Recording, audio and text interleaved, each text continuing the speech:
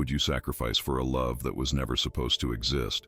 Elara was nothing more than a blacksmith's daughter, invisible, powerless, destined for a quiet life of obscurity, until the day the king's decree shattered everything. In one brutal moment, she became a pawn in a political game she never asked to play, promised to a Viking prince whose eyes held nothing but ice and calculation. Her life, her dreams, her very soul, sold to seal a treaty between kingdoms. But when she stumbled in that throne room, it wasn't the prince who caught her.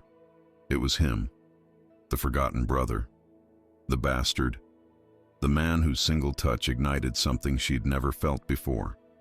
Something dangerous, something forbidden, something that would change both their fates forever. They tried to bury their connection. They tried to obey. They tried to be what everyone else demanded. But some loves refuse to be silent, even when speaking means losing everything. What Elara didn't know, what no one told her, was that her entire life had been a lie, carefully constructed by those in power, waiting for the perfect moment to spring their trap. She wasn't just a blacksmith's daughter. She was so much more. And the truth, when it finally surfaced, would set in motion a chain of events that would tear kingdoms apart and force impossible choices that no heart should ever have to make. In a world where duty demands obedience and honor requires sacrifice, two souls found each other in the darkness, and their love became an act of rebellion that would echo through generations. But when the price of that love is exile, imprisonment, and a separation that spans frozen wastelands and monastery walls, when choosing each other means destroying any chance at the future they dreamed of, how do you measure what remains? This is not a fairy tale. This is the story of what happens when love refuses to die, even when everything and everyone conspires to kill it. And the question that will haunt you long after the final words, was their defiance worth the devastating cost? Or did they lose everything trying to hold on to the one thing that mattered? The great hall doors exploded open with a violence that made every soul present flinch, the ancient iron hinges screaming as if protesting what was about to unfold. Elara's worn leather shoes scraped against the cold stone floor, each step echoing like the countdown to an execution. Her threadbare linen dress, patched and faded from years of washing in the village stream, dragged behind her like a funeral shroud. The king's voice boomed through the chamber, cutting through the thick air heavy with incense and fear. The blacksmith's daughter shall be wife to the Viking prince. The announcement landed like a blade between her ribs. A collective gasp rippled through the crowd, followed by whispers that felt like insects crawling across her skin. Her eyes, already brimming with tears she refused to let fall, lifted and met those of the foreign warrior standing beside the throne, towering, silent, with eyes the color of winter ice that seemed to look through her rather than at her. The audience would feel their hearts constrict right here, an innocent life bartered away like livestock, a girl's dreams slaughtered on the altar of political necessity. Something wasn't right. The king's smile was too wide, too satisfied, as if he'd won a wager no one else knew he'd placed. His fingers drummed against the armrest of his throne in a rhythm that suggested barely contained excitement rather than the solemnity such an occasion demanded. Elara's father stood in the shadows near the wall, his shoulders hunched, his weathered face twisted in an expression she'd never seen before. Not quite grief, not quite guilt, but something darker that made her stomach turn. In the middle of the assembled nobles and courtiers, a man watched in absolute silence. Eric, the bastard brother of the prince, stood apart from the others as always, his presence acknowledged by no one yet impossible to ignore.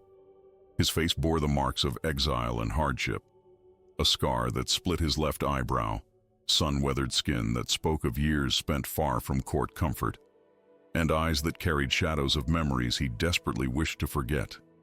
When Elara stumbled on the uneven stone, her legs nearly buckling under the weight of her fate, it was Eric who moved. He crossed the space between them in 3 long strides, his calloused hand catching hers before she could fall. That touch, warm, steady, achingly brief, felt like it lasted an eternity. The heat of his palm against hers sent something unfamiliar racing through her veins, something that felt dangerously like hope in a moment devoid of it. For that single heartbeat, She wasn't alone in her terror. That fleeting moment of connection would become the seed of an impossible love. The ceremony proceeded with brutal efficiency. The prince, Leif, she heard someone whisper his name, stepped forward and placed a heavy iron ring on a velvet cushion before her. She stared at it, this symbol of her captivity dressed up as an honor, and felt bile rise in her throat. She wanted to run, to scream, to tear the suffocating walls down with her bare hands. Instead, she stood frozen, a docile lamb accepting the rope around its neck. When she forced herself to curtsy, her knees trembled so violently she thought she might collapse. Eric's eyes never left her face, and she could feel the weight of his gaze like a protective shield she didn't deserve. That night, locked in the cold chamber they'd assigned her, a room in the castle far grander than anywhere she'd ever slept, yet more prison-like than any cell, Elara pressed her forehead against the stone wall and finally let the tears come. They fell hot and fast, soaking into the fabric of her dress, each one carrying away a piece of the life she'd thought she would live. The blacksmith's daughter who dreamed of choosing her own husband, of love born from laughter and shared glances across the village square, of children she would raise in freedom. All of it, ashes now. Voices drifted through her door, servants who thought her asleep, or perhaps didn't care if she heard. "The prince doesn't want her," one hissed with cruel amusement. "She's nothing but a coin in a transaction, a pretty token to seal the peace." The words struck like physical blows. Another voice, older and bitter. "Poor creature doesn't even know the real reason she was chosen. If she did, she'd throw herself from these walls tonight." Laughter followed, fading as they moved down the corridor, leaving her alone with questions that clawed at her mind. She stumbled to the narrow window, her hands gripping the cold iron bars as if she might somehow pull them free and fly away into the night. The moon hung low and full, casting silver light across the castle grounds below. That's when she saw him. Eric stood in the courtyard, his face tilted up toward her window, his posture that of a sentinel keeping watch. Even from this distance she could see the tension in his shoulders, the way his hand rested on the hilt of his sword as if he expected attack at any moment. He was guarding her, protecting her. But from what? From whom? The wind carried his voice up to her window, so soft she almost thought she imagined it, words that would haunt her dreams and reshape her understanding of what courage meant. "I will protect you, even if it costs me my life." The vow hung in the air between them like a sacred oath, binding them together in ways she couldn't yet comprehend. His eyes met hers across the darkness, and in that moment, something fundamental shifted in the fabric of her fate. She was no longer merely a pawn in someone else's game. Dawn broke over the castle with a cruelty that seemed intentional, pale light flooding through the narrow windows like an unwelcome intruder forcing Elara awake from dreams that had offered no escape. Her body ached from a sleepless night spent curled on the stone floor, unable to bring herself to lie in the ornate bed that felt like a coffin draped in silk. Today was the betrothal ceremony. Today, the iron ring would be placed on her finger, sealing her fate with a finality that made her chest constrict until she could barely draw breath. The servants came at first light, their hands cold and efficient as they dressed her in a gown of deep crimson, the color of spilled blood, she thought with bitter irony, that weighed so heavily she felt she might sink through the floor. The fabric was finer than anything she'd ever touched, embroidered with golden thread that caught the light, but it felt like armor, constraining and foreign against her skin. They painted her face with powders and oils that masked the darkness beneath her eyes, the evidence of her grief, transforming her into something beautiful and hollow. When they finally led her down the torchlit corridors toward the great hall, her reflection in a polished shield showed a stranger staring back. The hall was packed with nobles and dignitaries, their faces a blur of false smiles and calculating eyes. At the far end, Prince Leif stood on the dais, tall and imposing in his Viking finery, furs and leather, silver clasps gleaming at his shoulders, a crown of hammered metal resting on his pale hair. He was handsome in a harsh, unyielding way, like a cliff face carved by unforgiving winds. When his ice-blue eyes locked onto hers, there was no warmth in them, no recognition of her humanity. She was an object to him, a means to an end, and he didn't bother to pretend otherwise. But it was the man standing 3 steps behind and to the left of the prince who made her heart stutter in her chest. Eric kept his eyes lowered, his jaw clenched so tight she could see the muscle jumping beneath his skin. He wore simpler clothes than his brother. No crown, no furs, just a dark tunic and worn leather, yet something about him commanded her attention in a way the prince never could. There was a barely leashed tension in his posture, as if he were fighting every instinct in his body to remain still. When their eyes met for just a fraction of a heartbeat, the air between them seemed to ignite, charged with something dangerous and utterly forbidden. The ceremony began with ritual words she barely heard, her mind focused entirely on the weight of what was happening and the impossible pull she felt toward the man she should never even acknowledge. Prince Leif took her hand. His grip was cold and possessive, his fingers like iron bands around hers, and slid the heavy ring onto her finger. It was too large, she noticed with detached horror, sliding down to her knuckle where it sat like a shackle.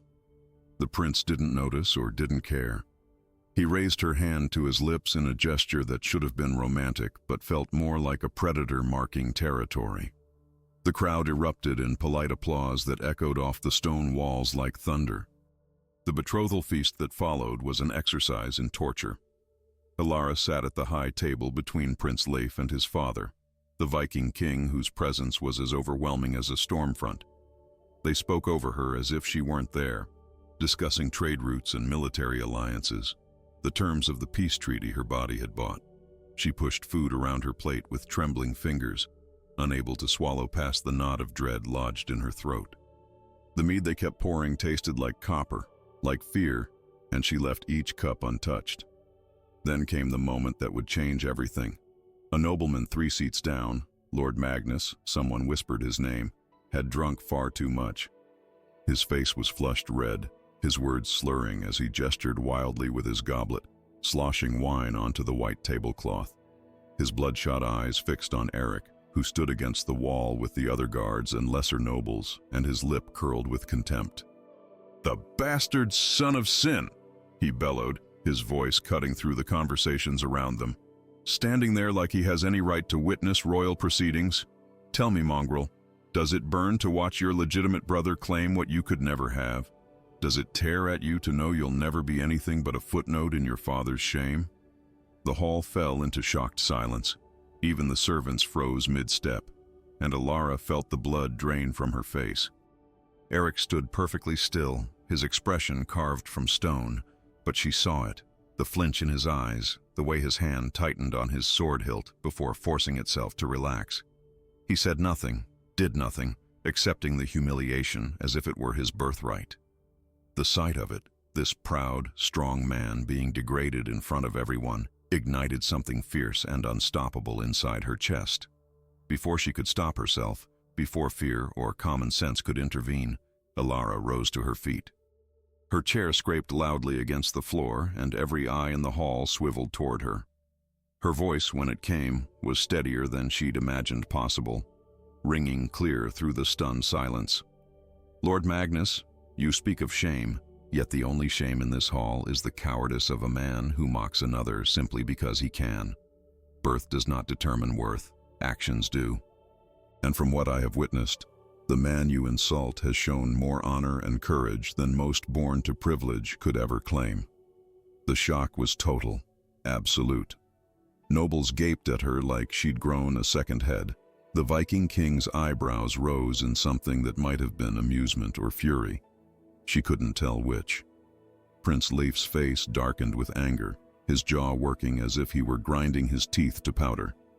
But Eric looked at her as if seeing her for the first time, truly seeing her, and what she saw reflected in his gray eyes made her breath catch.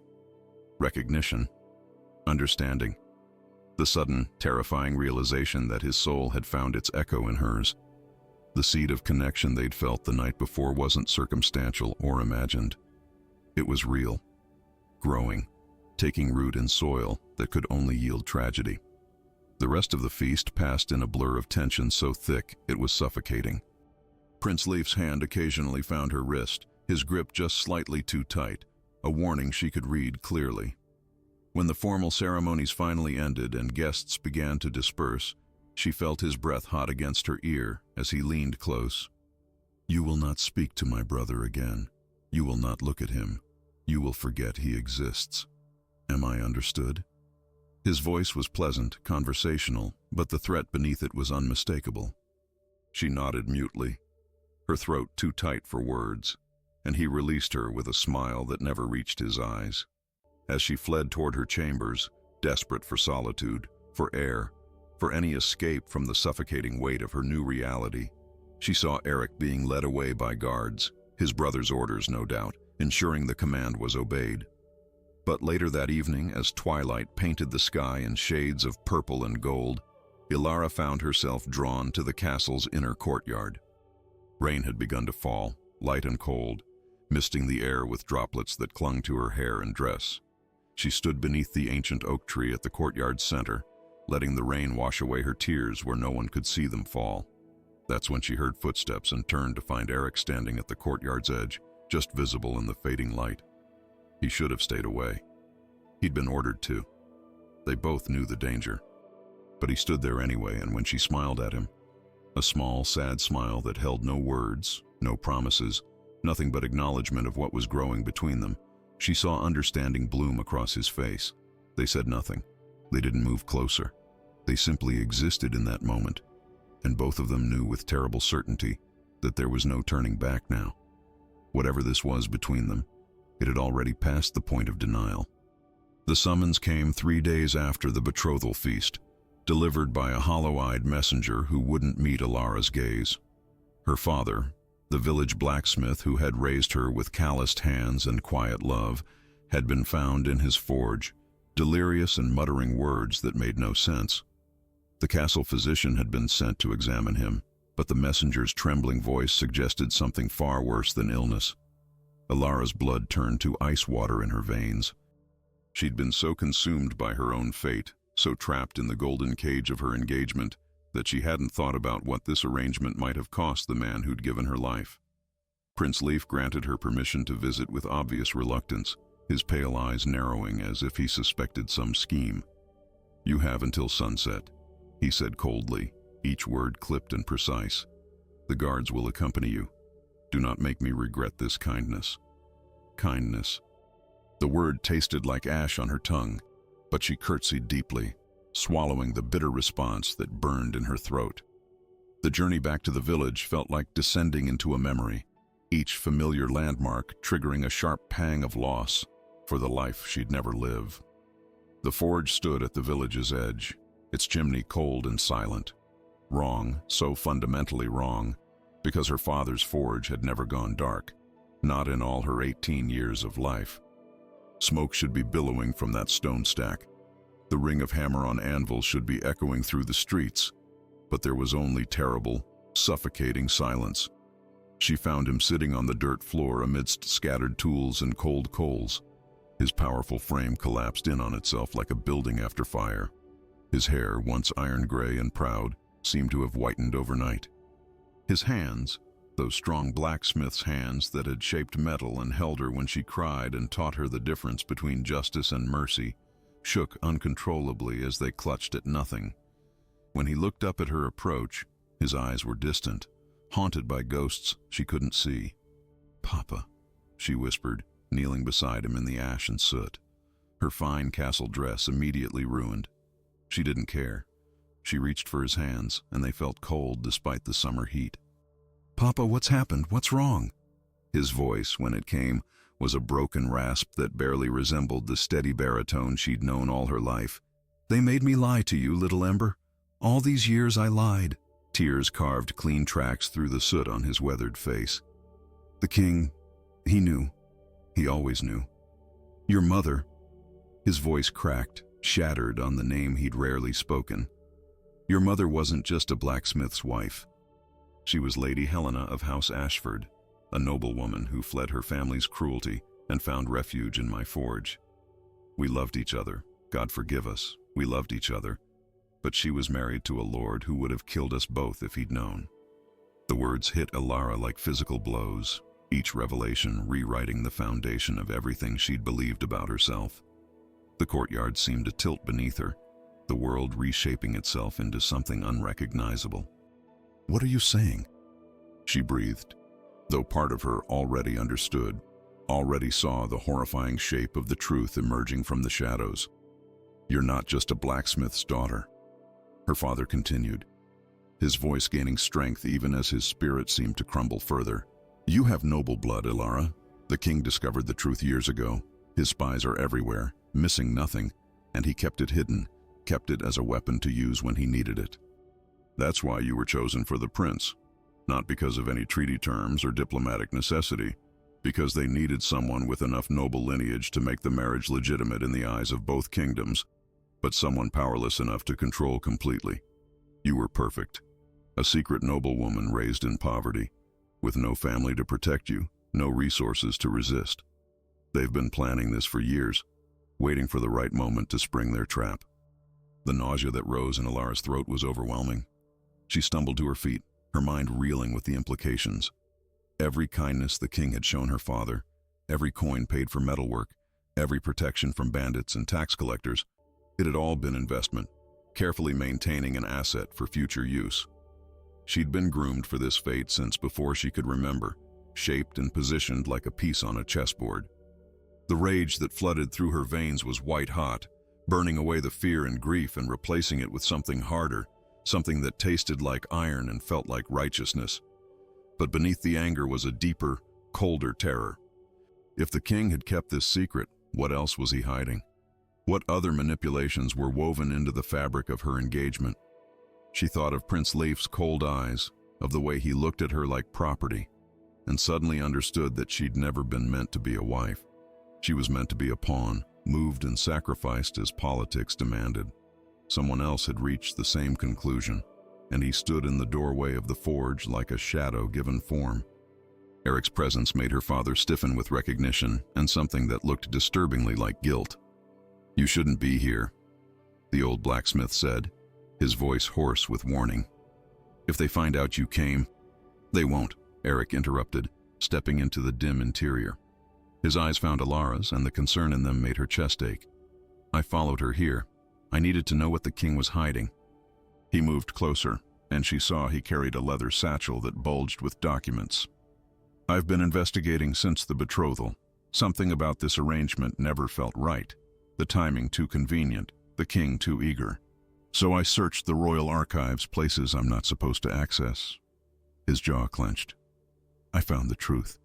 Marriage contracts drafted 5 years ago. Correspondence between the king and Viking emissaries, negotiating terms before you were even considered of marriageable age. They've been planning this since you were 13 years old, Ilara. They've been watching you, shaping circumstances around you, ensuring you'd have no choices when the time came." The horror of it was suffocating. Ilara pressed her hand to her mouth, fighting the urge to scream, to tear the walls down with her bare hands. She'd been a puppet dancing on strings she couldn't even see, every moment of her life choreographed by unseen hands for purposes she was only beginning to understand. "Why?" she managed to choke out. "Why go to such lengths?" "Because legitimate heirs matter," Eric said quietly, his voice rough with barely contained fury. "Because a marriage sealed with properly noble blood on both sides creates alliances that can't be easily broken. Because you're not just marrying my brother. You're becoming a bridge between kingdoms, and your children will unite 2 royal lines." He paused, and something dark and painful flickered across his face. "They need you to be exactly what you are, noble enough to legitimize the union, but powerless enough never to threaten it." The sound of horses approaching shattered the moment. Eric's head snapped toward the door, his entire body tensing with the reflexes of a trained warrior. "The guards," he breathed. "They're coming earlier than expected." He turned to Ilara, and the desperation in his eyes cut through her like a blade. "I need to hide these documents. If they find them on me, if they know I've discovered—" He never finished the sentence. The forge doors crashed open, and 6 armed guards flooded in, their swords already drawn. The captain's face was grim with purpose as he pointed his blade at Eric's chest.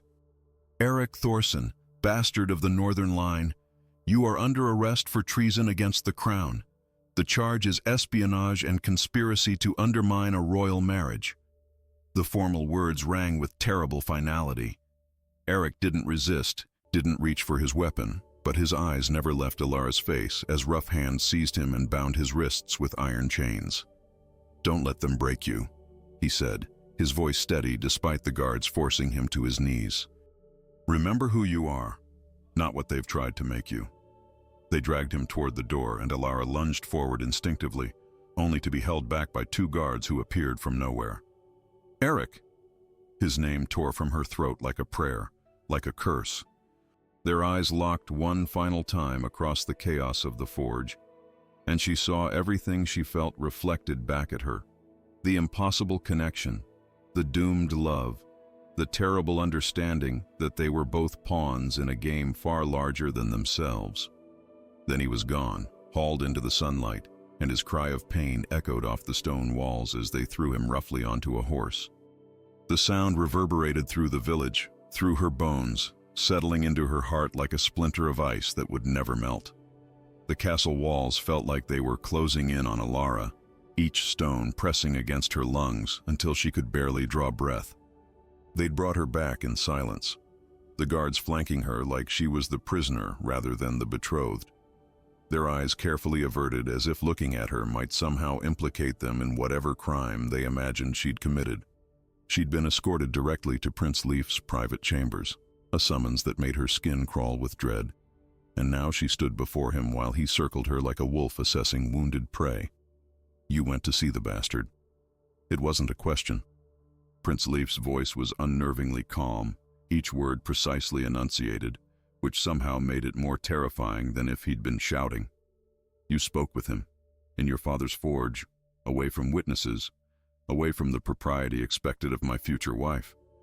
He stopped in front of her, so close she could see the thin scar that cut through his left eyebrow, could smell the mead on his breath. "Do you have any idea how that looks? What people will say?" "I didn't know he would be there," Alara said, hating how her voice trembled despite her attempt at steadiness. "I went to see my father. He was ill, and I—" "Your father?" Leif's laugh was sharp and humorless, cutting through her explanation like a knife through silk. "The blacksmith who lied to you your entire life. The man who helped conceal your true heritage for his own selfish purposes. Tell me, did he weep when he confessed? Did he beg your forgiveness for the deception?" When she didn't answer, couldn't answer past the lump of grief and rage lodged in her throat, his smile turned cruel. "I thought so. Yet you defend him, just as you defended my brother in the Great Hall, humiliating me in front of assembled nobility." He turned away from her then, moving to the window that overlooked the castle courtyard. In the fading evening light, she could see the tension in his shoulders, the way his hands clasped behind his back so tightly his knuckles had gone white.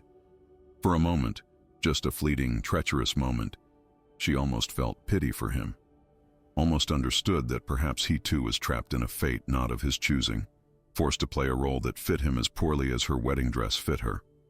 But then he spoke again, and any sympathy evaporated like morning frost under harsh sun. "Eric has betrayed the kingdom," he said flatly, still facing the window.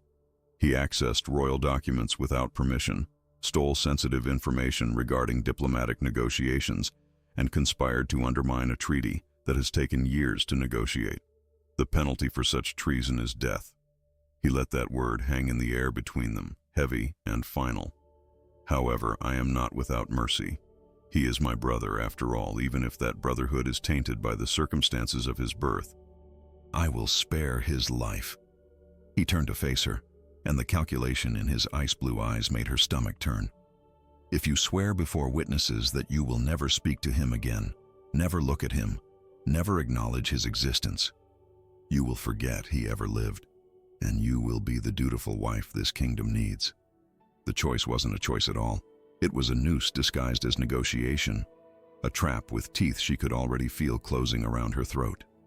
Alara's hands clenched into fists at her sides, her nails digging crescents into her palms hard enough to draw blood. Every fiber of her being screamed to refuse, to spit in his face, to tell him exactly what she thought of his mercy and his kingdom and his cursed marriage. But Eric's life hung in the balance, and she knew without doubt that Leif would follow through on his threat. He would execute his own brother without hesitation if it served his purposes. "I swear it," she whispered, the words tasting like poison on her tongue. "I will not speak to him. I will not acknowledge him." The lie burned as it left her lips, but she forced herself to meet Leif's gaze, to let him see what he wanted to see. Submission, compliance, defeat. He nodded, satisfied, and gestured dismissively toward the door. "Good. Now leave me. The sight of you at this moment brings me no pleasure." The insult was deliberate, designed to remind her of her place, and she accepted it with a small curtsy that felt like swallowing broken glass. But Alara didn't return to her chambers. Something wild and desperate had taken root in her chest, something that made her feet carry her down the winding stone staircases toward the castle's underbelly where the dungeons crouched like a beast. She moved through shadows, keeping to the walls, her heart hammering so loudly she was certain every guard could hear it. A serving girl she'd befriended, Marta, a scullery maid with kind eyes and a gentle smile, had told her where they'd taken Eric, which cell held him. It was madness to go there, recklessness that could cost them both everything, but she couldn't stop herself. She needed to see him, needed to know he was alive, needed to tell him. What? That she'd just sworn to forget he existed? That she'd chosen his life over her own integrity? The dungeon guard was an older man whose daughter Alara's father had once helped when the girl fell ill. She'd brought the family bread during those dark weeks, sat with the mother while the fever raged. He recognized her immediately, and the conflict that crossed his weathered face was almost painful to witness. "My lady," he said quietly, his voice rough with too many years of breathing damp dungeon air. "You shouldn't be here. If the prince finds out—" "Please," Alara interrupted, and she wasn't above begging now, not when everything had already been stripped away. 5 minutes, that's all I ask. 5 minutes and I'll never ask anything of you again." The guard's jaw worked as he wrestled with duty and debt. Finally, with a heavy sigh that seemed to carry the weight of his years, he unlocked the heavy iron door and gestured her through. 5 minutes, he muttered, "not a second more. And if anyone asks, I never saw you." The dungeon was everything nightmares were made of. Damp stone walls slick with moisture, the smell of rust and decay and human despair, torches that cast more shadows than light. Eric's cell was at the far end, and she could see him through the bars before he saw her. He sat on the stone bench that passed for a bed, his head in his hands, and the defeated slump of his shoulders made her chest constrict painfully. This proud warrior, this man who'd stood against his brother's cruelty and society's scorn, reduced to this. "Eric," she breathed, her fingers wrapping around the cold iron bars that separated them. His head snapped up, and the shock that flooded his face quickly gave way to something more complex. Joy and anguish mixed together in equal measure. He was at the bars in 2 strides, his hands covering hers where they gripped the metal, his touch warm and solid and achingly real. "Alara, you can't be here. If they find you—" "I had to see you," she interrupted, her voice breaking on the words. "I had to know you were alive." Up close, she could see the bruises already forming on his face, the split lip that spoke of rough handling, and rage flooded through her veins, hot and fierce. "They hurt you." "It's nothing," he said, though the way he moved suggested cracked ribs at minimum. "Alara, listen to me. Whatever they've told you about what I did, whatever charges they've invented—" "I know you were trying to help me," she said fiercely. "I know you were searching for the truth, and because of that, because you tried to give me knowledge and choice, they're calling it treason." Her eyes burned with unshed tears, but she refused to let them fall. "Not here, not now, when every second was precious. Leif said he would spare your life if I swore never to speak to you again, never to acknowledge you." I agreed. I had no choice. Something flickered in Eric's gray eyes. Pain, yes, but also understanding and perhaps even relief. "Good," he said quietly. "Your safety matters more than my pride. Promise me you'll do what you must to survive this, Alara. Promise me you'll play their games and wear their masks and do whatever it takes to protect yourself." "How can I promise that?" she demanded, her voice raw with emotion. "How can I pretend you don't exist when you're the only person in this cursed place who's ever treated me like I matter? When you're the only one who's ever risked anything for me?" Her hands tightened on his, feeling the calluses on his palms, the strength in his fingers. "I don't even know how this happened. We've barely spoken, barely know each other, and yet, he echoed, his thumb brushing across her knuckles in a gesture so tender it made her want to weep. "I can't explain it either. From the moment I caught you when you stumbled in the Great Hall, something in me recognized something in you, like a compass finding north, like coming home to a place I'd never been." His voice dropped to barely more than a whisper, intimate and devastating. "I know it's madness. I know we have no future, no hope, nothing but this stolen moment in a dungeon. But I need you to know. I love you, Alara. I love you with a certainty that terrifies me, and I will carry that love into whatever darkness awaits." The tears came then, hot and fast, streaming down her face as she pressed her forehead against the bars, trying to get closer to him, trying to memorize every detail of his face in the flickering torchlight. "I love you too," she whispered back, the confession both liberation and damnation. "God help me, I love you, and I don't know how to live in a world where loving you is forbidden." They stood like that, hands clasped through iron bars, foreheads nearly touching, breathing the same air, until the guard's gruff voice shattered their sanctuary. "Time's up, my lady. You need to go. Now." The journey back to her chambers passed in a blur of tears and trembling hands. When she finally collapsed onto her bed, still fully dressed, she felt hollowed out, scraped raw, every emotion exposed like nerve endings. Sleep, when it finally came, brought no peace, only dreams of iron bars and ice-blue eyes and choices that had no right answers. She woke 3 days later to find the wedding had been moved forward. They would leave for the Viking lands in 2 days' time, and Eric would remain imprisoned here, forgotten, erased from her life as thoroughly as if he'd never existed. The announcement of the accelerated departure hit Alara like a fist to the sternum, driving the air from her lungs and leaving her gasping in her chambers while servants bustled around her with trunks and traveling clothes. 2 days. In 48 hours, she would be loaded onto a ship bound for frozen northern shores, married to a man who saw her as property, separated forever from the only person who'd ever made her feel truly seen. The finality of it pressed down on her shoulders like a physical weight, threatening to crush her beneath its enormity. But something had shifted in Alara during that stolen moment in the dungeon.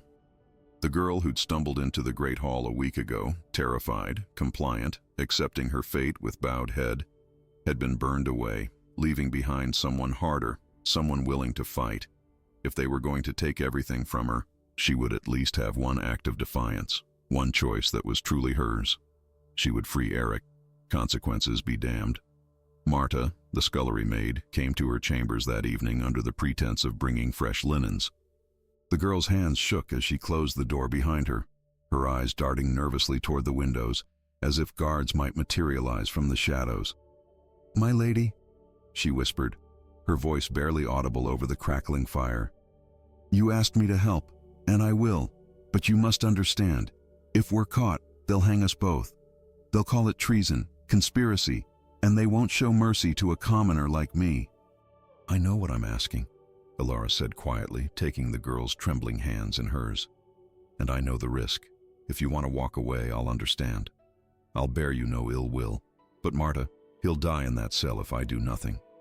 Maybe not today or tomorrow, but eventually they'll decide he's more dangerous alive than dead, and they'll execute him quietly, without ceremony, and pretend he never existed."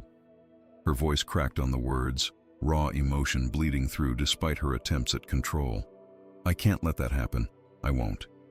Marta studied her face for a long moment, and something in the girl's expression softened. "You love him," she said, and it wasn't a question. "God help you both. You actually love him." She exhaled slowly, then nodded with the grim determination of someone committing to a path they knew might lead to ruin. "My brother works in the guardhouse. He has access to the keys, and he owes me a debt for keeping quiet about his gambling. I can get what we need, but the timing has to be perfect. The changing of the guard happens at midnight, and there's a window of perhaps 10 minutes when the dungeon entrance is least watched. They spent the next hours planning in hushed whispers, accounting for every variable they could imagine, trying to anticipate obstacles and prepare contingencies. Alara's heart hammered against her ribs the entire time, fear and determination warring within her chest. This was madness. This was suicide. This was the only thing she could do and still look at herself in the mirror. Midnight came with agonizing slowness, each minute stretching into eternity as Alara waited in her chambers, dressed in a servant's plain woolen dress that Marta had smuggled to her.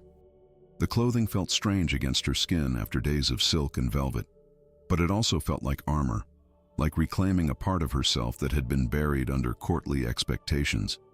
When the soft knock finally came at her door, 3 taps, then 2, the signal they'd agreed upon, her hands were shaking so badly she could barely turn the handle.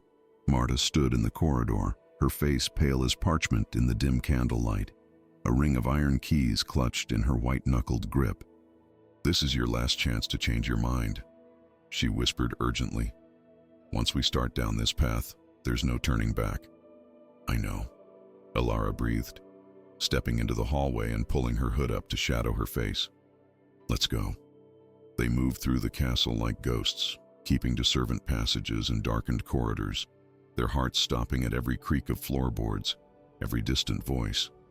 The castle at night was a different creature than during the day, all shadows and echoes, familiar spaces transformed into something sinister and unknowable. Every torch seemed too bright, every silence too loud, and Alara's pulse thundered in her ears like war drums counting down to battle. The dungeon entrance loomed before them, the heavy oak door slightly ajar as Marta's brother had promised. The guard who should have been posted there was nowhere to be seen, called away on some invented errand that had cost Marta 3 months' wages in bribes.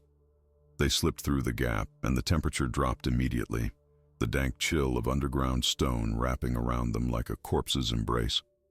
Eric's cell was at the far end, just as before, but this time when Alara approached the bars, he was standing, already alert, as if some sixth sense had warned him of her approach. His eyes widened in shock and horror when he recognized her. "No," he said immediately, his voice sharp with panic. "Alara, no. What are you doing? You can't be here." "I'm getting you out," she interrupted, her hands already working with the keys Marta had pressed into her palm, trying each one in the lock with fingers that trembled despite her efforts to steady them. "We're leaving right now before they can stop us." "Are you insane?" Eric grabbed the bars, his face a mask of anguish. "Do you understand what you're doing? If I run, if I escape, my dishonor will destroy you. They'll say you conspired with a traitor, that you betrayed the kingdom, that you're unfit to be a royal bride. Everything you've endured, every sacrifice you've made, it will all be for nothing." The third key clicked in the lock, and the cell door swung open with a groan of protesting metal. Alara stood in the threshold, and when she met Eric's eyes, hers were blazing with something fierce and unbreakable. "The dishonor would be living without knowing what love is," she said, her voice ringing with conviction that surprised even her. "The dishonor would be getting on that ship, sailing away to a life of cold duty and colder beds, wondering every day what might have been if I'd had the courage to choose differently. I've been a pawn my entire life, Eric. Moved around by forces I couldn't see, shaped into something convenient for everyone except myself. This, right here, right now, this is the first real choice I've ever made. Don't take that away from me." Something broke in Eric's expression, the walls he'd built around his heart crumbling like sandcastles before the tide. He closed the distance between them in 2 strides, his hands coming up to cup her face with a gentleness that made her breath catch. "You're the bravest person I've ever known," he whispered, his voice rough with emotion, "and the most foolish, and I love you so much it terrifies me." Then his lips were on hers, and the kiss was nothing like she'd imagined a first kiss would be. It wasn't gentle or tentative or sweet. It was desperate and fierce, tasting of salt tears and iron resolve, a collision of 2 souls who'd found each other in impossible circumstances and refused to let go. His hands tangled in her hair, hers gripped the rough fabric of his tunic, and for one perfect, terrible moment, the dungeon fell away, and there was only this, only them, only love, burning bright enough to light the darkness. The kiss broke when they heard footsteps echoing down the corridor, Marta's urgent whisper cutting through their sanctuary. "Someone's coming. We need to move now." They ran. Through the dungeon, up the narrow servants' stairs, hearts pounding in synchronization as they navigated the treacherous maze of the castle. Behind them, she heard shouts beginning to rise. Discovery, alarm, the machinery of pursuit grinding to life. They burst into the castle courtyard, and the cool night air hit her face like a benediction. But they'd made it only halfway across the open space when torches blazed to life all around them, illuminating a ring of guards with drawn swords. And standing at their center, his face carved from ice and fury, was Prince Leif. The trap had been perfect, the timing immaculate, and Alara understood with crushing certainty that they'd never had a chance at all. He'd been waiting for this, had perhaps even orchestrated their opportunity to escape, just so he could catch them in the act. The silence in the courtyard was absolute, broken only by the crackling of torches and Alara's ragged breathing. Eric moved to stand in front of her, shielding her with his body even though they both knew it was futile. Prince Leif's eyes moved between them, cataloging their disheveled clothes, their linked hands, the kiss-swollen state of Alara's lips. When he finally spoke, his voice was calm, almost conversational, which somehow made it infinitely more terrifying. "How touching," he said, each word precisely enunciated, sharp as a blade. The bastard and the blacksmith's daughter, thinking they could simply walk away from destiny. He took a step closer, and the smile that curved his lips held no warmth whatsoever. "Did you really think I wouldn't anticipate this? That I wouldn't have guards watching your every move, servants reporting your whispered plans?" He turned his gaze fully on Alara, and what she saw there made her blood run cold. "I'm not going to kill you," he said quietly. "Either of you. That would be too merciful, too quick. No, I'm going to give you both something far worse than death." The prince's smile widened, terrible and triumphant, as he delivered his verdict into the night air between them. The punishment was worse than death, just as Prince Leif had promised. Eric would be exiled to the frozen northern wastelands, territories so remote and brutal that men called them the lands of endless winter, where survival meant fighting against nature itself every single day. No execution, no quick mercy of a blade, just slow erasure, forgotten in ice and snow. His name struck from family records as if he'd never drawn breath. And Alara would be sent to St. Catherine's Monastery, locked away behind stone walls and iron gates, confined among silent nuns who'd taken vows of poverty and perpetual prayer. Not as a novice seeking holy devotion, but as a prisoner seeking penance, her sin of loving the wrong man carved into her flesh through isolation and deprivation. The separation happened at dawn, with cruel efficiency designed to maximize their suffering. They were allowed no goodbyes, no final words, dragged in opposite directions as the sun bled red across the horizon like a wound in the sky. Alara tried to turn back, tried to catch one last glimpse of Eric's face, but rough hands forced her head forward, and all she heard was his voice calling her name. Once, twice, then cut off as distance swallowed the sound. The echo of it would haunt her for years. The journey to the monastery took 3 days of hard riding through increasingly desolate countryside, the landscape transforming from rolling farmland to barren hills dotted with gnarled trees that looked like skeletal hands reaching toward an indifferent heaven. Her guards spoke only when necessary, their faces carefully blank, as if even acknowledging her humanity might somehow make them complicit in whatever crime they imagined she'd committed. She rode in silence, her body present but her mind trapped in that courtyard, reliving the moment Eric had kissed her, the desperate press of his lips against hers, the way his hands had trembled as they cupped her face. It was the only memory she had left, and she clung to it like a drowning woman clings to driftwood. St. Catherine's rose from the hilltop like a monument to suffering, all gray stone and narrow windows that looked less like architectural features and more like wounds in the building's face. The walls were thick enough to withstand siege, but Alara understood they weren't built to keep invaders out. They were built to keep prisoners in.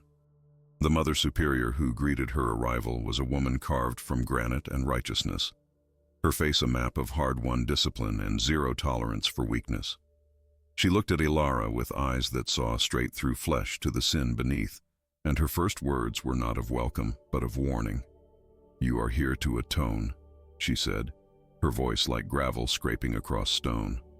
"Not to rest, not to find comfort, but to scour your soul clean of the lust and disobedience that have stained it. You will work from dawn until vespers. You will pray until your knees bleed and your voice fails. You will eat only what is necessary for survival, and you will sleep on stone with only your guilt for a pillow. If you are fortunate, you may eventually find redemption. If not," she shrugged, the gesture somehow more threatening than any explicit threat, "then at least you will have suffered appropriately for your transgressions."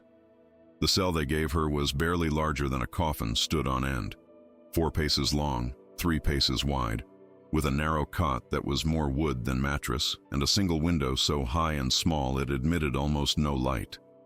There was a basin for washing, a chamber pot, a wooden cross nailed to the wall. Nothing else. No books, no comfort, nothing to distract from the relentless monotony of prayer and labor that would define her days. The door closed behind her with the finality of a tomb being sealed, and for the first time since leaving the castle, Ilara allowed herself to break.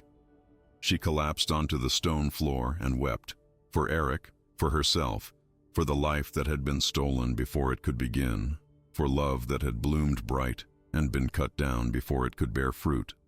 The routine was established immediately and enforced with merciless consistency. Dawn prayers while kneeling on cold stone, work in the monastery gardens, pulling weeds and hauling water, midday prayers, more work scrubbing floors until her hands cracked and bled, evening prayers, a meal of bread and thin soup that barely qualified as nourishment, then back to her cell for a night of fitful sleep, punctuated by the bells that rang every 3 hours, calling the nuns to midnight offices. Days blurred into weeks, weeks into months, her body growing thin from insufficient food and constant labor, her spirit growing hollow from the grinding repetition of meaningless penance. It was during her 3rd month at St. Catherine's that Ilara discovered she was pregnant. The realization came slowly, the accumulation of small signs she'd been too exhausted to notice, the way her monthly bleeding had stopped, the persistent nausea that struck her every morning, the strange tenderness in her breasts, the subtle rounding of her belly that she'd attributed to the poor diet.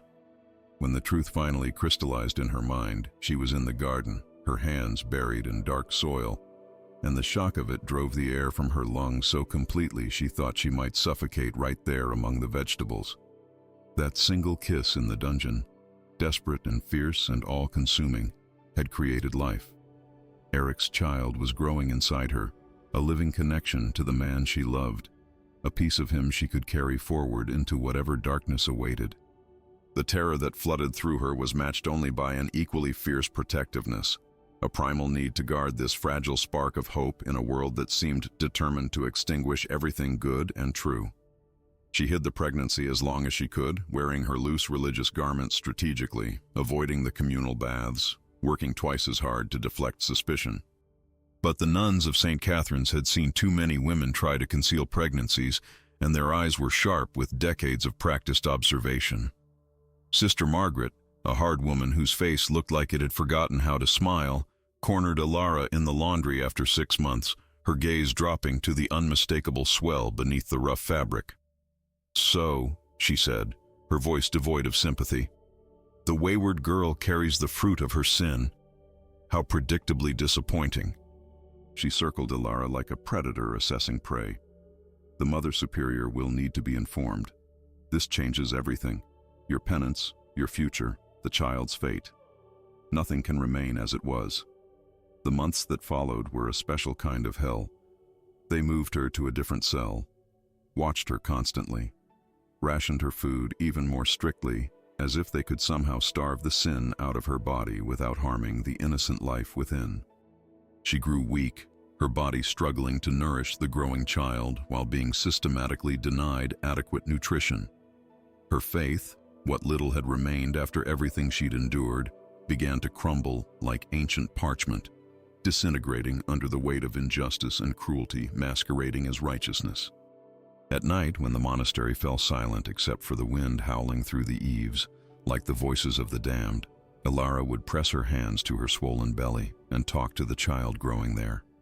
She told stories of their father, brave Eric with his scarred face and gentle hands, who'd risked everything to give her the truth, who'd loved her with a purity that transcended politics and propriety. She whispered promises she had no power to keep, vows of protection and freedom and love that felt like lies even as she spoke them. And she wrote letters, dozens of them, hundreds eventually, addressed to Eric in his frozen exile, words she would never be able to send but needed to write anyway, as if the act of putting pen to paper could somehow bridge the impossible distance between them.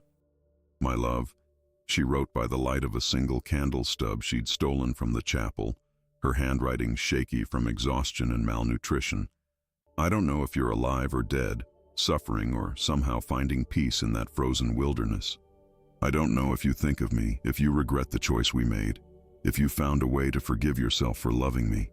But I need you to know, I would make the same choice again. I would risk everything again.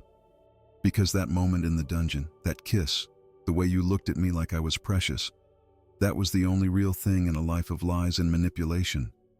And now we have created something together, something they can't take away no matter how they try. I carry your child, Eric. Our love has a face, a heartbeat, a future, and I will protect that future with everything I have left." Months crawled by with agonizing slowness, her body growing larger, her movements more labored, her hope more desperate. The other nuns avoided her, as if pregnancy outside of holy matrimony might be contagious, as if her sin could somehow stain them through proximity. Only one elderly nun, Sister Agnes, whose face was kind despite a lifetime of hardship, showed her any compassion, smuggling extra bread when the Mother Superior wasn't watching, sitting with her during the worst of her fears. Meanwhile, in the frozen north, Eric survived. Barely. He'd built a small shelter from stone and driftwood on the edge of a fishing village where the few hardy souls who lived there eyed him with suspicion, but didn't actively drive him away. He caught fish in nets made from braided grass, trapped rabbits and seabirds, learned to read the ice and respect the brutal winters that killed careless men without mercy. He grew a beard that hid the lower half of his scarred face, and his hands, once smooth with the privilege of royal upbringing, became cracked and calloused, transformed by labor into something useful. But every night, without fail, he would take out the small brass medallion he'd carried since childhood, the only possession they'd allowed him to keep, and trace Ilara's name where he'd carved it into the soft metal with the tip of his knife. He would whisper to the darkness, prayers to a God he wasn't sure he believed in anymore, asking for her safety, her happiness, her forgiveness. He imagined her in that monastery, surrounded by holy women, finding peace in prayer and service, eventually healing from the trauma of their doomed love. He never imagined the truth, never knew about the child, about her suffering, about the way she clung to his memory like a lifeline in the drowning depths of despair. One night, as winter storms battered his shelter and howling winds threatened to tear the roof away, Eric heard something that made his blood freeze colder than the air around him. Footsteps, heavy, purposeful, approaching through the snow. He reached for the fishing knife that served as his only weapon, every muscle tensing for a fight he'd probably lose. The door crashed open, and a figure stood silhouetted against the swirling snow. A messenger, half frozen and barely alive, who'd ridden through the blizzard with news that couldn't wait. The messenger collapsed across Eric's threshold, snow and ice clinging to his frozen beard, his lips blue with cold and his breath coming in ragged gasps that spoke of a man who'd pushed far beyond the limits of human endurance. Eric dragged him inside, his hands moving with practiced efficiency born from years of surviving in this merciless landscape, stripping away the frozen outer layers, wrapping the man in the few furs he possessed, forcing warm fish broth between chattering teeth. It took nearly an hour before the messenger could speak coherently, and when he finally did, the words he carried shattered Eric's world more completely than exile ever had. "She's dying," the man rasped, his voice raw from screaming against Arctic winds. "The woman, Ilara, At St. Catherine's Monastery, the king sent word. She's dying, and she's been asking for you. His hand, trembling from more than just cold, pulled a sealed letter from inside his tunic, the royal seal unmistakable even in the dim firelight. The king says you may come. He grants you safe passage for this one journey, though God knows why he'd show mercy now after all this time. Eric's hands shook as he broke the seal, his eyes racing across words that confirmed his worst nightmares. Complications from childbirth, a son born 2 months ago, healthy and strong, but the mother weakening daily, her body ravaged by the difficult delivery and the years of malnutrition that had preceded it. The monastery's physician had done everything possible, but Ilara was slipping away, and in her fevered delirium, she spoke only one name, his. The letter fell from his numb fingers, drifting to the floor like a dead leaf. A son. He had a son. And the woman he loved, the only person who'd ever seen him as more than a bastard, more than a mistake, was dying alone in a place designed to break spirits and crush hope. The howl that tore from his throat was barely human, a sound of such raw anguish that even the messenger flinched away from it. Eric left within the hour, taking only what he could carry: dried fish, a water skin, the warmest furs, and the brass medallion with her name carved into it. The journey south was a blur of brutal terrain and punishing weather. Weeks of travel that should have killed him but didn't because dying would mean never seeing her again. And that was simply unacceptable. He rode stolen horses until they collapsed from exhaustion, then continued on foot through mountain passes still choked with late spring snow. He crossed rivers swollen with melt, climbed cliffs that crumbled beneath his hands, slept in caves and hollow trees when darkness made travel impossible. His body became a machine with a single purpose, driven by love and desperation in equal measure. The landscape slowly transformed as he traveled south, the barren white of the north giving way to sparse vegetation, then forests, then the rolling farmland that meant he was finally approaching civilization again.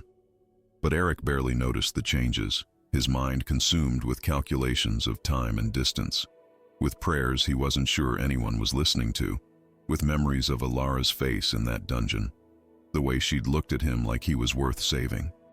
St. Catherine's Monastery appeared on the horizon like a tombstone marking the death of hope, its gray walls stark against the spring sky. Eric's heart hammered against his ribs as he approached the gates, fear coursing through his veins more potent than anything he'd faced in the frozen north.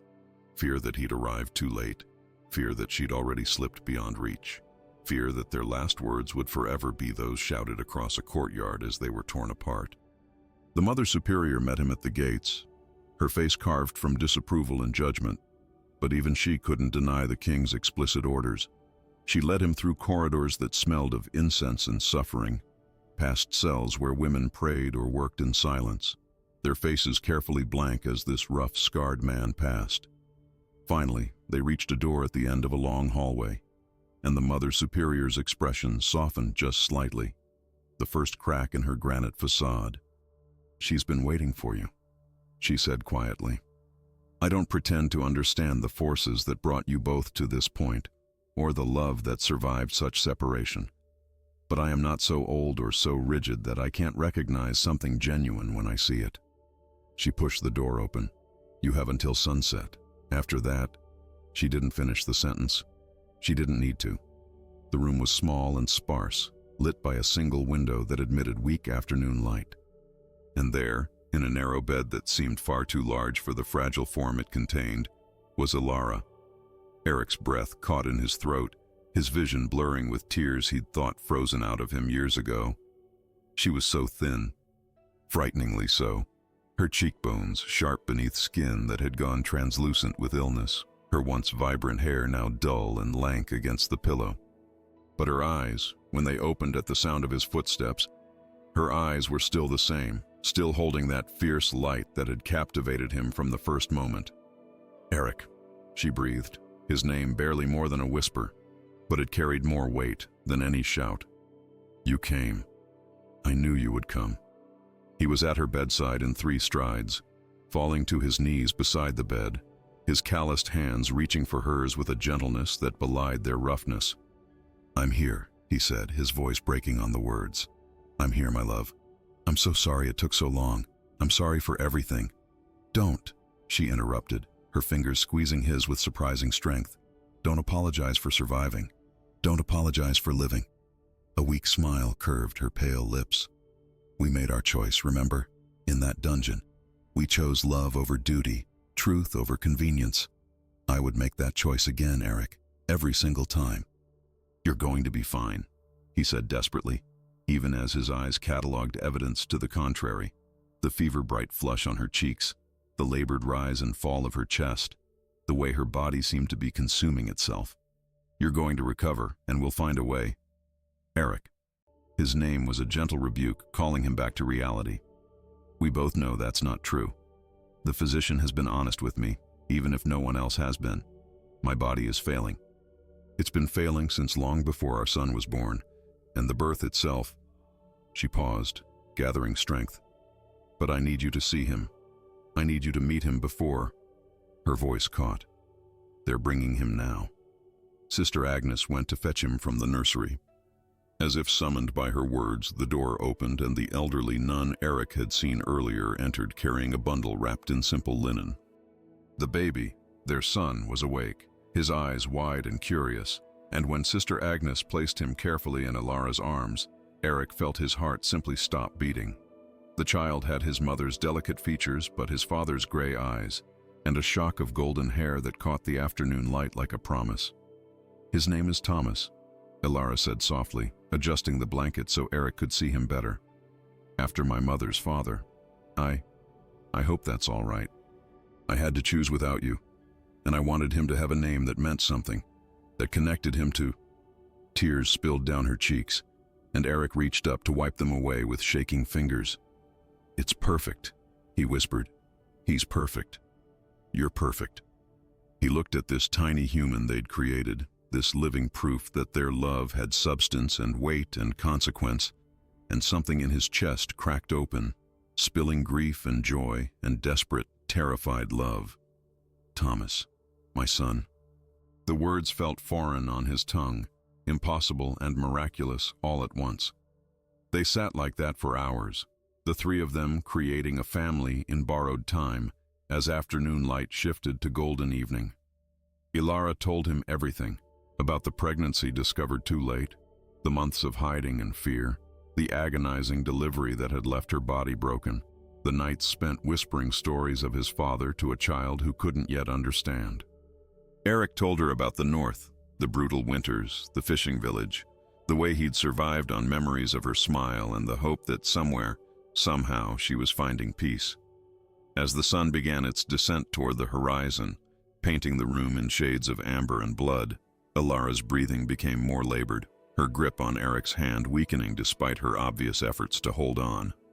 She looked up at him with eyes that held a lifetime of love compressed into mere moments, and when she spoke, her voice was steady despite its weakness. Promise me, she said, each word clearly costing her precious energy. Promise me you'll live for what we have left, not for what we lost, but for him. She looked down at Thomas, sleeping peacefully in the crook of her arm. Promise me you'll tell him about us, about the love that defied kingdoms and survived separation. Promise me he'll know that he was wanted, that he was loved, that he came from something real and true, even if it was impossible. Eric pressed his forehead against hers, his tears falling onto her face, mingling with her own. I promise, he whispered. The same vow he'd spoken in that courtyard what felt like lifetimes ago. I will protect him, Ilara. I will protect what we made together. Even if it costs me my life, I will make sure he knows love, knows honor, knows that his parents chose each other against all odds. I swear it. She smiled then, a genuine peaceful smile that lit her wasted face from within. Then I can rest, she murmured. I can finally rest, knowing he has you. Her eyes drifted closed, her breathing evening out into something that might have been sleep or might have been the beginning of something else entirely. Outside the window, the bells of St. Catherine's began to toll for evening prayers, their bronze voices echoing across the hills like a lament for all the world's impossible loves. Ilara died 3 days later, as dawn broke over St. Catherine's with the kind of cruel beauty that seemed to mock the grief consuming everyone who'd witnessed her final hours. She slipped away peacefully in her sleep, Eric holding one hand while Sister Agnes held the other, Thomas sleeping in a cradle beside the bed, blissfully unaware that he would grow up never knowing his mother's embrace. The funeral was simple, a nun's burial in the monastery's small cemetery, her grave marked with a plain wooden cross that bore only her name and the years of her too short life. Eric stood at the graveside long after everyone else had left, Thomas bundled against his chest, and tried to find words for a goodbye that felt impossible to speak.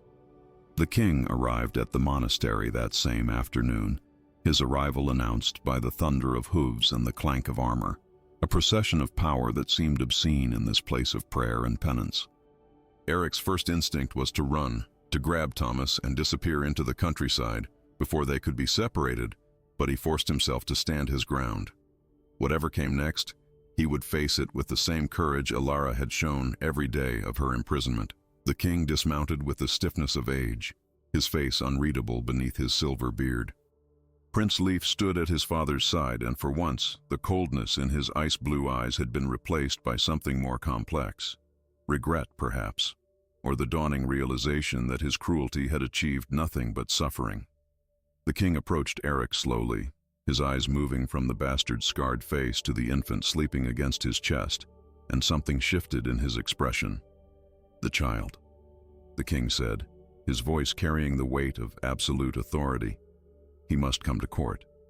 He is noble blood, son of a prince's brother and a lady's daughter. By law and tradition, he belongs with his family, raised in the manner befitting his station." It wasn't a request. It was a decree, delivered with the expectation of immediate compliance. Eric's arms tightened protectively around Thomas, every instinct screaming to refuse, to fight, to die before surrendering the only piece of Alara he had left. But before he could speak, before the words of defiance could form, he heard her voice in his memory. "Promise me you'll live for what we have left. Promise me he'll know love." The king could provide Thomas with education, security, a future free from the stigma of bastardry that had haunted Eric his entire life. What could Eric offer? A life of poverty and prejudice? A father broken by grief and exile? The internal war that raged in Eric's chest was visible on his face, every emotion raw and exposed, every conflicting desire written in the tension of his jaw and the anguish in his eyes. Prince Leif, watching this display with something that might have been shame, took a step forward. "Brother," he said, and the word felt strange coming from lips that had only ever spoken it with contempt. "I know you have no reason to trust me, no reason to believe anything I say carries weight or sincerity, but He paused, seeming to wrestle with words that didn't come naturally. "I was wrong. About you. About her. About what honor truly means." His voice dropped, becoming more human, less royal. "I watched Alara die knowing that my cruelty helped kill her. I robbed her of happiness, of freedom, of the life she deserved, all because I couldn't bear to be disobeyed. That knowledge will haunt me until my own death, and perhaps beyond." He looked at Thomas, sleeping peacefully against Eric's chest, and something cracked in his carefully maintained facade. "Let us give the boy what we denied his parents. Let us give him a chance at a life free from our mistakes, our pride, our inability to see past our own ambitions. He deserves better than what we gave them." The king nodded slowly, his weathered hand reaching out as if to touch the child, then withdrawing. "The boy will be raised in the court, educated as befits nobility. He will want for nothing, tutors, training, every advantage we can provide." He turned his gaze to Eric, and there was something almost pleading in it. "But he will know his parents. Their story will not be erased or rewritten. He will know that his mother was brave and good, and that his father loved her enough to defy kingdoms. I give you my word, bastard though you are, that your son will be honored for what you both sacrificed." Ilara's voice whispered through Eric's memory again, clearer this time. "The true love is not possession, it's sacrifice." Loving Thomas meant giving him the life she'd wanted him to have, even if it meant surrendering him, even if it shattered what remained of Eric's heart, into pieces too small to ever reassemble. He looked down at his son, at the golden hair that caught the afternoon light, at the tiny hands curled into fists against his chest, at the face that held echoes of the woman he'd loved more than life itself. "He will know her name," Eric said, his voice rough with unshed tears. "He will know her story, every detail of her courage and her love. He will know that she chose honor over comfort, truth over convenience. He will know that she loved him from the moment she knew he existed, and that she died protecting what we created together. He will know," the king promised solemnly. "You have my oath, Eric Thorson. Your son will grow knowing the truth of his parents' love." Eric bent his head, pressing a kiss to Thomas's forehead, breathing in the milk-sweet scent of infant skin, committing every detail to memory, the weight of him, the warmth, the trust implicit in his sleeping form. Then, with movements that felt like tearing his own heart from his chest, he placed his son into the king's arms. The old man received the child with surprising gentleness, cradling Thomas against his ornate robes, as if the baby were made of spun glass. "I will come back," Eric said, his voice breaking on the words. "When he's older, when he can understand, I will come back and tell him everything. I will tell him about the kiss in the dungeon, about his mother's courage, about the love that survived exile and imprisonment, and even death itself. I will make sure he understands that he was wanted, that he was loved, that he came from something real and true." Prince Leaf nodded, and there were tears on his face, the first Eric had ever seen from his cold, controlled brother. "Come back whenever you wish. You have my word. You will always be welcome. The past cannot be undone, but perhaps the future can be written differently." The king's procession departed as the sun began its descent, leaving Eric standing alone in the monastery courtyard, his arms empty, his heart hollowed out, his entire world reduced to ash and memory. He stood there until darkness fell, unable to move, unable to process the magnitude of what he'd just done. Sister Agnes found him there hours later, brought him inside, forced warm broth between lips that had forgotten how to swallow. She didn't speak platitudes or offer hollow comfort. She simply sat with him in his grief, bearing witness to a pain too vast for words. The years that followed were a blur of survival and penance. Eric returned to the north, but not to the fishing village. Instead, he built a small cabin on a remote stretch of coastline, far from any settlement, where the only sounds were wind and waves and seabirds crying like lost souls. He fished, he trapped, he carved small toys from driftwood, horses and boats and soldiers, that he would never give to anyone, that accumulated in corners of his cabin like prayers made tangible. Every year on Thomas's birthday, Eric would walk to the highest cliff overlooking the sea and speak to the wind, telling his son stories as if the boy could somehow hear them across the impossible distance. He spoke of Ilara, her courage, her kindness, the way her smile could light the darkest room. He spoke of their love, brief and doomed, but real, more real than anything else he'd ever experienced. He spoke of choices and consequences, of honor and sacrifice, of the terrible price sometimes paid for loving against the tide of expectation. Decades passed. Eric's hair turned silver, then white. His body, once strong and vital, became gnarled and weathered like the driftwood he carved. News reached him occasionally through traveling merchants. Thomas had grown into a fine young man, educated and honorable, respected at court. He'd been told the story of his parents, and apparently wept for the love he'd never witnessed but inherited nonetheless. He'd asked about his father many times, but Eric had never felt ready to return, never felt worthy of intruding on a life he'd surrendered. But one autumn afternoon, as Eric sat on the beach where he'd first arrived in exile so many years ago, he heard footsteps approaching through the sand. He looked up, his vision dimmed by age, and saw a young man standing before him, tall and strong, with golden hair catching the fading sunlight and gray eyes that held echoes of both parents. Thomas, his son, grown now, a man in his own right, and he'd come searching. They talked through the night and into the next day, father and son finally meeting without the weight of kingdoms between them. Eric told him everything, every moment with Ilara, every choice, every consequence, every regret, and every moment of joy. Thomas listened with tears streaming down his face, and when Eric finally fell silent, exhausted from speaking truths he'd carried alone for decades, his son embraced him. "She was right," Thomas said, his voice thick with emotion. "You did protect what you made together. You protected me by giving me the life she wanted, even though it cost you everything." That's what love is. Not possession, but sacrifice.